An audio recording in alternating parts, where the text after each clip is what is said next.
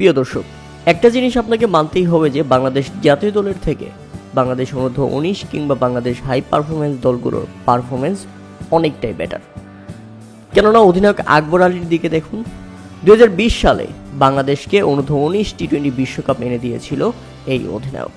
আকবর আলীর হাত ধরেই বাংলাদেশ কোনো বিশ্ব শিরোপার তকমা পেয়েছিল, অথচ এই আকবর আলী জাতীয় দলে অবহেলিত।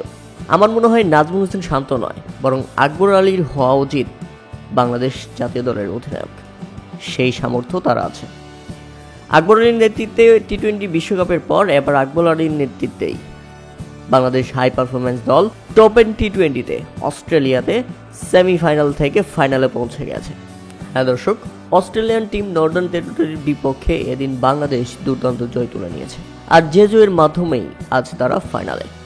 দুর্দান্ত বাংলাদেশ, সাবাস বাংলাদেশ, সাবাস আকবর আলী। এদিন শুরুতে ব্যাটিং করতে নেমে বাংলাদেশের শুরুটা মোটেও ভালো হয়নি।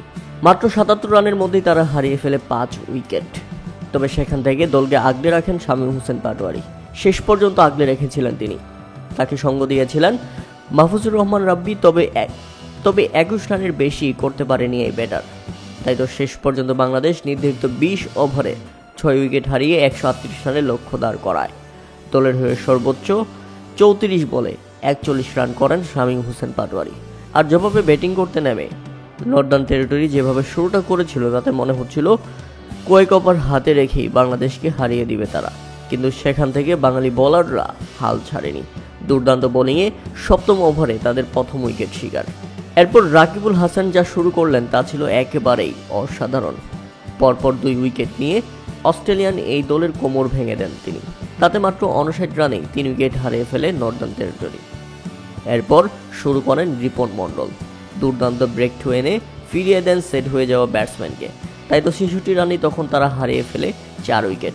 আর বোলারদের এই ধারাবাহিকতা চলতে থাকে শেষ পর্যন্ত। তাই তো মুহূর্তেই তারা হারিয়ে ফেলে ৮ উইকেট এবং শেষ পর্যন্ত তারা থেমে যায় ১১৭ রানের মধ্যেই।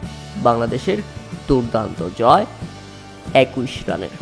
বাংলাদেশি বোলারদের মধ্যে দুর্দান্ত বোলিং করেছেন রিপন মণ্ডল, ৪ ওভারে তুলে নিয়েছেন ৩ উইকেট। এছাড়া রাকিবুল হাসান ২টি উইকেট শিকার করে নিয়েছেন।